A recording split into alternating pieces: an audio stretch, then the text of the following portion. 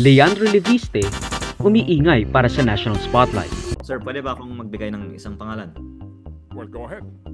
Maliban sa yung nabanggit ko last time on your show about Congressman Edwin Garjola na may over 20 billion projects dito, over the weekend kasi may isa akong kasamahan sa Kongreso na nagsabi, bakit hindi lang ni Leandro sa publiko ang listahan?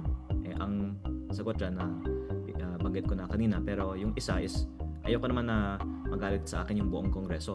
Pero dahil siya ay nanawagan na isa publiko ko, pwede kong banggitin ang insertions niya.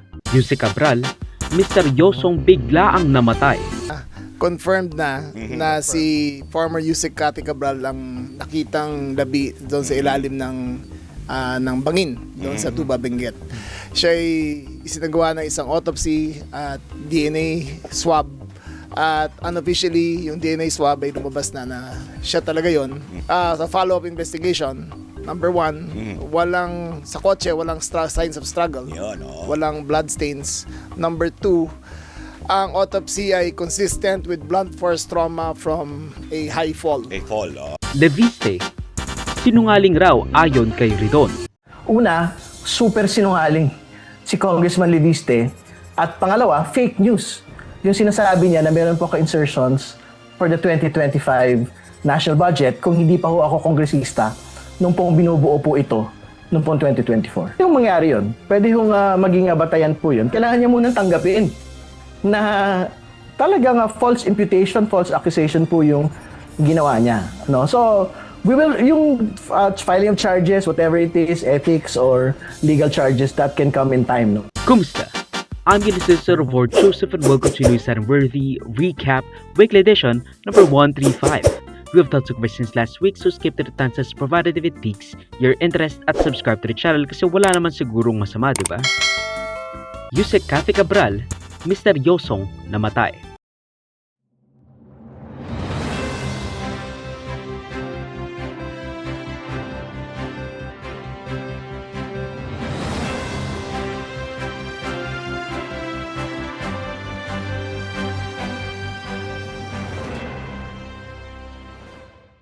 Engineer Maria Catalina Cabral, decades in public service, dosenang parangal, ang pinakaunang babaeng undersecretary sa DPWH, degrees in both local at internationally renowned universities, found dead after a ₱1 trillion controversy in an apparent accident/escort.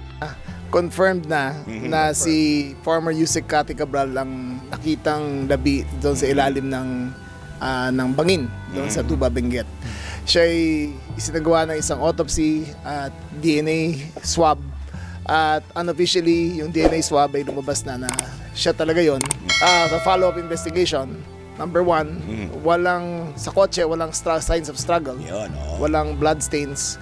Number two, ang autopsy ay consistent with blunt force trauma from a high fall.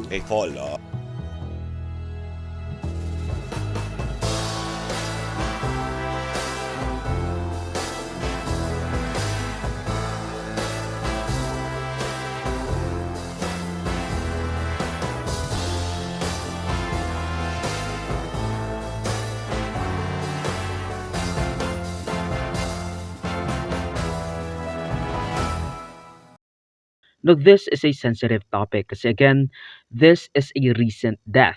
And most importantly, hindi pa siya napapatunayang may sala sa kahit anong alegasyon laban sa kanya. She is survived by her husband and kids. But if this story is left unknown to the people, we are doomed to repeat whatever happened in the past. Lalo na kay Cabral, na malamang sa malamang, magiging scapegoat sana. In an apparent S-word or accident, or honestly, we don't know yet, natagpuan ang katawan ni dating DPWH Undersecretary Cathy Cabral sa baba ng bangin along Cannon Road sa Benguet around 5 to 6 p.m. The cause of death? Blunt force trauma with all signs pointing to a deliberate fall ayon kay DILG Secretary John Vic Remulla. The initial reports show that with all certainty that she died of blunt force trauma So ang nakita namin ay basagan dito niya, likod ng ulo. Ang ribs niya ay pumasok sa internal organs at bali ang kanyang mga paa. So wala kami nakitang struggle sa loob na signs of struggle sa kotse. Wala nakitang sa skin cells sa ilalim na fingernails. At lahat ng indications ay wala rin gunshot wounds ang nakita so far. All signs point to suicide. I cannot speak for her, but in my supposition, I think it was the end of the line. I think the ICI investigation would have been next. I think the personalities involved in all of the transactions were pressuring her. I think she could live with the crime, with the commission of the crime, but she couldn't live with being caught. Doesn't it all seem very fishy? I mean, even our senators and congressmen gusto ng probe sa biglaang pagkamatay/pagpapakamatay ni Yusek Cabral, who, by the way, is apparently afraid of heights too. Biggest phobia? Heights? I mean, imagine that. You're facing your biggest phobia as the last thing you ever do. If totoo na nahulog or nagpahulog, it's weird kasi nga there are a lot of ways to do just that, and she willfully chose the steep, matarik na lugar sa Benguet for sightseeing or possible end niya. So gaano ba talaga kahalaga si Cabral sa paghahanap ng hustisya para sa trilyong pisong flood control scandal to warrant such a conspiracy mode sa mga Pilipino, especially sa ating mga lawmakers? We know that former Yusek Cathy Cabral is very central to our investigation, and we need to preserve the integrity of all the information that she may have held while she was alive, and especially when she was the Yusek of DPWH. That have reached us, several reports that have reached us, that she has a list of these proponents and the projects. No? So this was a subject of an inquiry that was conducted by the Office of the Ombudsman. Well, kasama po siya sa maraming fact-finding investigations na nangyayari dito. Lalo na po at siya po ang kausap ng maraming proponents dito sa mga projects na ito. So she was a very rich source of information with regards to who inserted certain projects which turned out to be ghost projects. Opo, ma'am. She was willing to cooperate, but of course, during the preliminary talks, gusto lang muna niyang malaman kung ano yung mga information din laban sa kanya so that her legal team could prepare. Well, for starters, namatay siya near the very place that implicated her sa trilyong pisong flood control scandal sa overpriced rock netting ng Cannon Road sa Benguet. She could be reminiscing about the thing that finally or will finally blow it all up, kung saan siya mabubuking or to be blamed. We don't know who pushed her into doing whatever she had done. Pun unintended. Pero alam ko, tingin ko, sanay siya ron kasi yung lahat ng rock netting, ando doon bande. Ay, oo nga pala, Doon yung rock controversial din yung rock netting netting na yan, ano? Yung isa pang, Congressman Eric Yap yata ang ayun kausap pa, niya ron, tama-tama, Sec. Nakita kasi namin yung Ion Hotel kung saan siya Yan, tumira sige, oh. ay pag-aari ni Yusek Cabral. Yung hotel mismo? Yung hotel mismo. Oh. Hanggang 2025. Pero binenta niya ng 2025 sa isang nangangalang Eric Yap. Nako, yun, nako. It is evident na yung mga paglagay ng rock netting na yon ay dumaan sa opisina ni Yusek Cabral. It is evident na ang supplier at contractor ng rock netting ay si Eric Yap. So somehow there is a relationship there. Now, ayon sa opisyal na naratibo, she visited the cliff twice the same day. Meron pa ngang dashcam video kung saan makikita raw si Cabral na nakaupo at the edge while their van/car is dangerously parked on the side of the road sa paggiling-giling na Cannon Road. Tsaka ng umaga, nung 8 o'clock yung packet sila, tumigil sila sa very same spot at tumayo siya sa edge kung saan siya nahulog. Yung litrato, nakita natin. Oo, doon tumayo na siya ron eh. Nakita sila ng pulis, sabi ng pulis bawal dyan. Kaya sumakay na siya ng kotse, tapos umakita sila. Kaya doon pa nung umaga, baka may balak na talaga. May selfie rin ang kanyang driver as she's sitting behind. May selfie rin ang kanyang driver as she's sitting beside the cliff, near the ravine where she will be ultimately found later that day. Now, gaano ba kalaking dagok ang pagkamatay ni Cabral sa investigasyon regarding flood control? Well, according to dating Yusek Bernardo, si Cabral raw ang mastermind at operator ng kickback sa panahon ng mga dating DPWH secretary na sina Villar, which has around 10% kickback, at Banoan with 20% daw. Siya raw ang taga-calculate, taga-dagdag, taga-bawas at kausap ng mga matataas na opisyal sa gabinete at even sa Kongreso. As a general rule, with very little exceptions, it is Yusek Maria Catalina Cabral, with the imprimatur of Secretary Mark Villar, and later continued by Sec Manny Bonoan, who had control at the DPWH level to remove, include, add, deduct, or modify insertions of items in the NEP for infrastructure or those pertaining to DPWH. Yusek Cabral would tell me that she would communicate and meet legislators to inform them of the amount of their allocations and ask them for titles of projects that they want to include in the DPWH budget. In a matrix of process flow that I have prepared, which I am attaching here to as Annex N, Yusek Cabral has total influence and authority in preparing and finalizing the NEP for infrastructure. On multiple occasions, I personally delivered and also caused to be delivered cash to Yusek Cabral at her house at Tatalon, Quezon City, and other places. Now, may isa pa ngang insidente where matapos mahalal si SP Tito Soto, nag-text daw si Cabral para magtanong kung ano-anong mga insertions ang gusto niyang ipalagay sa National Expenditures Program o yung unang version ng budget na pinapasa ng presidente sa Kamara para pagbotohan. The DPWH Undersecretary that I mentioned to have offered our Senate President through his staff to make insertions in the 2026 National Expenditure Program had vehemently denied it to her new boss, Secretary Vince Dizon, and to his face at that. Was actually lying through her teeth. Dapat alam niya na hindi ako basta nagsasalita ng walang katibayan. Ayan po ang resibo, Mr. President, and I quote, para maisama ko po sa NEP, sir. Her words, not mine. Sabi nga ng mga abogado, res ipsa loquitur. The thing speaks for itself.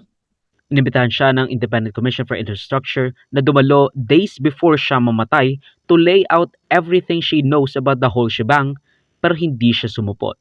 Nang sinasabi sa panig ng lawyer ni Cabral, hindi sila nakatanggap ng formal na invitation, so why would they go there? Pero ang sabi ng kanyang asawa ayon sa interview, well, ayaw niya lang talaga. And that ayaw niya yung takbo ng ICI. Sabi ko sa kanya is, ba't hindi ka, kinakastyo ko pa, ba't hindi siya umatin ng ICI, ng 15? Ano pag-usapan ninyo? Anong sabi ni ma'am? Wala, sabi niya, sabi ko, ba't hindi ka umatin? Sabi niyo? Oo. Sabi ko, di ba, may lawyer ka naman, di ano. Sabi niya, wala lang. Parang hindi ko gusto yung Parang minsan iba yung sa ICI na kung sino lang nila. Now if indeed she committed what she committed, would it not have been wise na ilantad niya muna yung mga nalalaman niya as a kind of scorched earth para lahat ng naging kasabwat niya, and let's be honest, dahil siguro sa power imbalance sa mga politiko sa kanya, napilitan siya na gawin ang lahat. Bakit hindi niya yon ipinakita sa lahat? Or maybe this is foreshadowing sa susunod na segment natin kay Leandro Leviste. Si Cabral din ang nagsiwalat na mayroong 51 billion pesos na budget para sa flood control si Pulong Duterte sa panahon ni Digong sa kasagsagan ng pandemya para sa kanyang distrito sa Davao.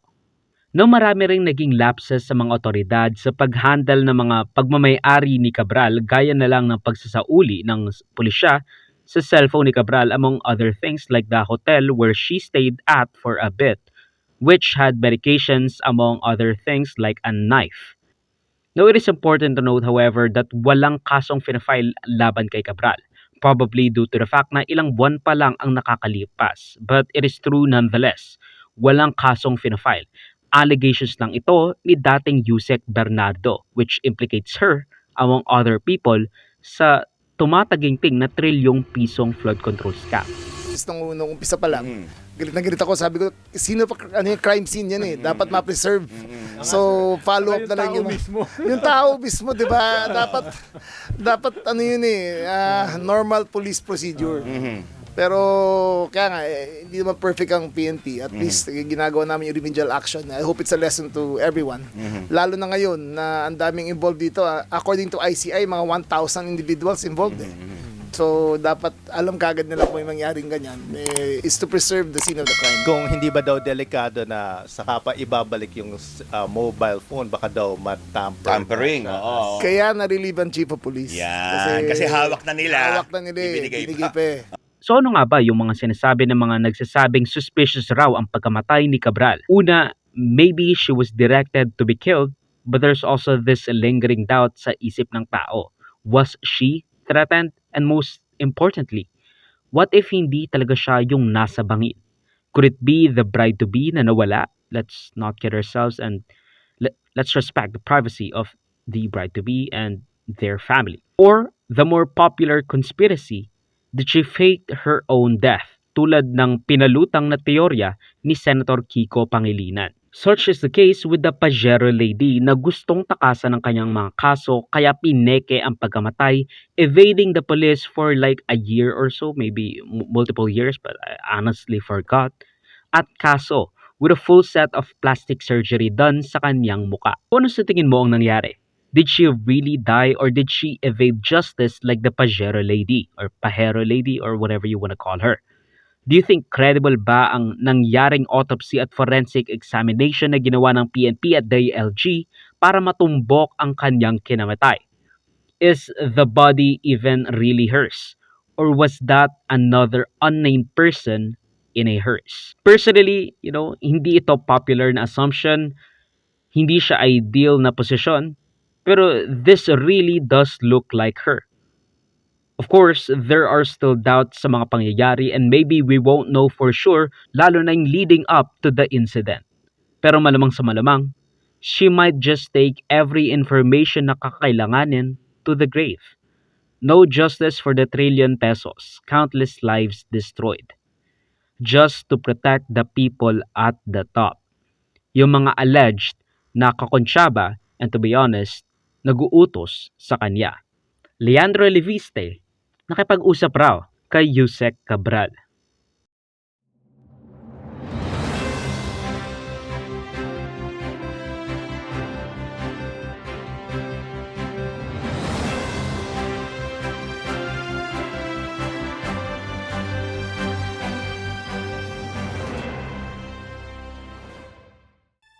What do you get when you have a seemingly hungry for notoriety and name recall nepo baby trying to break out of their locality to be known nationwide hindi lang sa pagiging isang bilyonaryo but for these loud and honestly jarring but ultimately intriguing revelations lalo na nung he refused a bribe and publicly said so. Ito po ay inabot ni DE at nakita po ng PNP sa isang supot na may kasamang resibo ng tatlong mga proyekto na nakakahalaga ng 104 million pesos, 3% of which is 3.1M. Kinompute talaga bilang initial na SOP para sa tatlong proyekto at meron pang isang contractor na sinabi sa akin ni DE ready na mag-withdraw ng 15 million pesos cash. Kung nag-okay po ako, baka kinabukasan, pwede niyang ipadala na sana. Kaya daw nila akong bigyan ng 5% hanggang 10% mula sa 3.6 billion ng mga proyekto ng unang distrito ng Batangas. Yusek Cabral knows more about the DPWH budget than any other official and that she should be made a state witness. At ikinalulungkot ko po na hindi ito na-actionan ng gobyerno. Pero for the record, nung November ko pa sinasabi lahat ito, nung buhay pa si Yusek Cabral.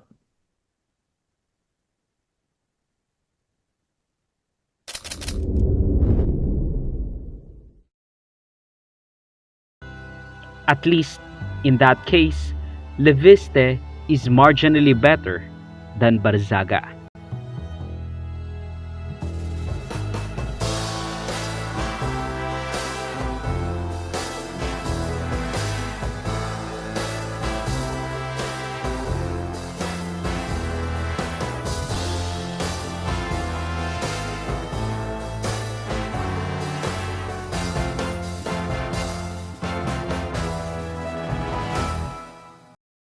Bagong-bago pa ang balita, hindi pa mainit ang kape. News flash. Namatay si dating DPWH Undersecretary Cathy Cabral due to blunt force trauma in an apparent suicide sa tabi ng Kennel Road sa Benguet near the overpriced rock netting scandal ng isang kongresista who shall not be named. Pero alam ko, tingin ko, sanay siya ron kasi yung lahat ng rock netting, ando doon bande. Ay, nga pala, controversial din yung rock netting na yan, ano? Yung isa pang... Congressman Eric Yap yata ang ayun pa, kausap niya ron, tama, no? Sec.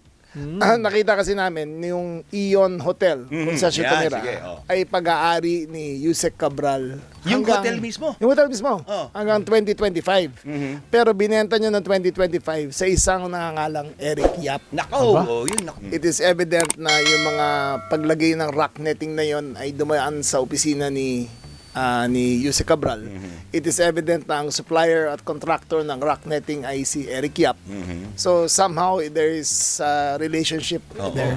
Pero hindi lang yan ang breaking news dahil less than a day later, matapos matagpuan si Yusek Cabral na nasa sentro ng flood control scandal, nag-post si Leviste na nagsasabing may mga files daw si Cabral na mga proponents ng DPWH insertions which implicates the entire government. Ayon kay Leviste, binigay sa kanya ito ni Cabral with the approval of DPWH Secretary Vince Dizon. I showed it to them on November 18, and they went to office in Congress on November 19, and the Ombudsman's field investigation team also came to my office on November 26, and they said it was the first time that they saw this list, because as I think I also mentioned before, the ICI's team visited the DPWH central office in early September and said that her office was cordoned off and they were not given any of the internal files from her computers. And then when they eventually came to her office after the ICI was formed in later September, the computers that had these files were no longer there. Yes, I have the list of the proponents in the DPWH budget. And I was focusing on Congressman Garjola because that was the subject of our general discussion. But of course, out of the entire budget, there are many other proponents than just Congressman Garjola. I want to explain that there's the allocable and non-allocable. And the allocable is 401 billion pesos in the past two budgets. And this was also a system that was invented by no less than former Undersecretary Cabral. Ayon kay Leviste, bigay sa kanya ito ni Cabral with approval of DPWH Secretary Vince Dizon noong September 4, literally 3 days after ma-sworn into the position of Secretary si Vince Dizon, which he showed to the ICI at Ombudsman daw noong Nobyembre. But before all that jazz, may side quest pa si Leviste dahil binatikos siya ni Bicol Saro Party List Representative Terry Didon dahil nga kung noong September pa lang may listahan na siya, bakit hindi niya nilabas? Which, honestly, valid. Bakit niya sinasabi yan ngayon na patay na yung makakapagpatotoo sa mga sinasabi niya? Is it hearsay versus hearsay? My question to him is, it has been several months since this supposed document had been provided to him. Why has he not disclosed it up until today? Hindi ba? Kasi binabanggit niyo yun in the last couple of days na meron pong binigay na dokumento. Where is that list? And if that list is actually relevant to the flood control controversy, that list should have been disclosed in the soonest time. Hindi natin kailangan intayin si Undersecretary Cabral po dito. Pero bumanat si Leviste. Ang sabi niya, dahil naghahanap si Ridon sa Bicol Party List daw, meron silang 150 million pesos na insertions sa budget ng gobyerno. Pero dahil siya ay nanawagan na isapubliko ko, pwede kong banggitin ang insertions niya. Ito po ay si Bicol Saro Party List Representative Terry Redon. Si Bicol Saro Party List po ay may 150 million pesos road project insertion sa Pamplona at Pasacao, Camarines Sur. Ito pong dalawang line items, 75 million pesos each, were awarded to the same company, Bicol Gold Rock, at a winning price of 73.5 million pesos, which is 2% below the approved budget. And this same company, Bicol Gold Rock, has cornered the majority of projects like this in this area. But I'd like to remind the good gentleman from Batangas that Mr. Ridon assumed, run for Bicol Saro Party List only this 2025 elections as the first nominee, Yes. Una, super sinungaling si Congressman Leviste. At pangalawa, fake news. Yung sinasabi niya na meron po ka-insertions for the 2025 national budget kung hindi pa ho ako kongresista nung pong binubuo po ito nung pong 2024. Para malinaw po, ang Bicol Saro Party List po yung nasa 19th Congress. At it's not really an accusation kasi aminin na lang natin lahat ng congressman may submission sa DPWH budget, hindi sa House necessarily, pati sa NEP. At ito po ay hindi inaamin ng DPWH, pero pwede ba aminin ng lahat ng mga congressman, meron tayong sinasubmit sa NEP. At ang mga files na yon ay nasa opisina ni Yusek Cabral. Nawang sabi ni Leviste, tinawagan ni Vince Dizon si Cabral na ilabas at ibigay kay Leviste ang listahan. Ire-release niya raw ito kapag pinayagan na siya ni Vince Dizon and that he has confirmed na meron talagang ganong file. Bakit po ba kailangan ng permission to sa publiko po yung mga dokumento? Tulad po ng nabanggit ko, ang files na ito ay ibinigay sa akin pagkatapos tumawag si Secretary Vince at tinawagan din siya ni Yusek Cabral noong September 4. At unang-una, normally pag may tao na magbigay sa iyo ng files, courtesy lang na bago isapubliko ito, ibigay sa kanya ang pagkakataon na siya ang sa publiko nito. Lalong-lalo na po dahil maganda kung ang DPWH ang magpaliwanag at magbigay ng konteksto at kumpletong datos sa mga files na ito. At dumadaan din naman po tayo sa proseso, kaya ako po ay nagpapasalamat muli kay Congressman Arce at sa lahat ng mga co-authors nitong resolution dahil I think it's time na buksan ng Kongreso ang investigation into the files of the DPWH Planning Services Office. The Cabral files would apparently implicate ang buong gobyerno, congressman, senador, secretaries, undersecretaries, at mga pribadong individual. May isa akong kasamahan sa Kongreso na nagsabi, bakit hindi lang ni Leandro sa publiko ang listahan? Ang sagot dyan na banggit ko na kanina, pero yung isa is, ayoko naman na magalit sa akin yung buong Kongreso. Pero ngayon, tinatanggi ni Sec Vince na wala pa siyang na-authenticate dahil hindi niya pa raw nakikita yung sinisabi ni Leviste na dokumento. So, how would I know what to authorize, what to authenticate if hindi ko pa nakikita yung sinasabi ni Leviste?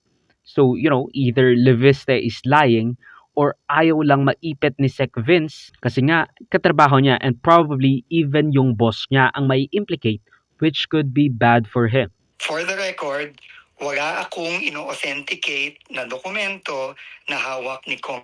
Dahil hindi ko nakikita kung anong sinasabi niyang dokumento. So, paano ko ma-authenticate yun? Ang sabi pa ni Dizon, hindi binigay sa kanya kundi pinilit niyang kunin dahil nga big time raw siya para malagay sa kanyang flash drive. Nagpilit siyang kumuha ng mga files at ginamit pa niya yung computer ng isang staff. Ang sabi sa akin ni Yusek Cabral ay nagpilit siyang use sa kanyang flash drive galing doon sa computer ng isang staff ni Yusek Cabral. Was he throwing his weight around? Parang ganyan? Parang pinipilit niya yung mga staff? Yes, that was the impression I got. And so, Kasama sa pangunguna ni Egay Rice ng Caloocan, ang Akbayan Party List, Representative Laila de Lima at Eli San Fernando, pinaiimbestigahan nila ngayon ang pagkamatay ni Yusek Cabral. Na ayon sa listahan ni Leviste, may 400 billion pesos raw ang magagamit ng mga congressman na may distrito. 15 billion pesos naman ang paghahatian ng mga party list, 21 billion pesos sa mga senador, at 285 billion pesos naman sa iba pang mga proponents. Nang mariin niya rin sinasabi na hindi pa niya nilalabas or ilalabas sa mga files and that malay mo nga si Sec Vince mismo ang nag-authorize na ilabas sa media ang mga files na nakita niya sa TV at online. He was even probably giddy kasi nga siguro ang ginagawa ni Sec Vince na patagong paglabas ng files right after makuha nila yung computer ni Yusek Cabral. Now, hindi natin alam kung ano ba talaga ang nangyayari behind the scenes. Kung totoo ba itong sinasabi ni Leviste dahil Sec Vince refuses to confirm na may binigay siya nor has he said anything about authorizing the release of these files. Hindi natin alam or hindi natin sure kung ano ba talaga ang game plan nito. Ayaw lang ba maipit ni Sec Vince kaya dinedenay niya pero in the background maraming lumalabas na apparently tumutugma sa sinasabi ni Leviste. Kasi nga sinasabi ni Leviste, proof daw ng maraming mga nilalabas sa media na meron talagang files si Cabral. So that would indicate na he supports or at the very least he knows that it aligns with whatever he has on his arsenal. Kung ano yung nasa kanyang original kuno na kopya ng mga files ni Cabral. Pero you know what? Hindi natin alam. Hindi natin alam kung nagsisinungaling ba itong si Leviste or is he really telling the truth? Who knows? Ano sa tingin nyo? At yan ang pagtatapos ng News and Worthy Recap Weekly Edition for roughly the third week of December 2025. Mag-suggest more topics and or corrections to the balitas if you feel I misrepresented them in any way. Salamat sa panonood mga kabayang of Wormy. Like, subscribe, and follow my links in socials and of Ward Joseph that will be linked down below. Sa susunod muli of course, paalam.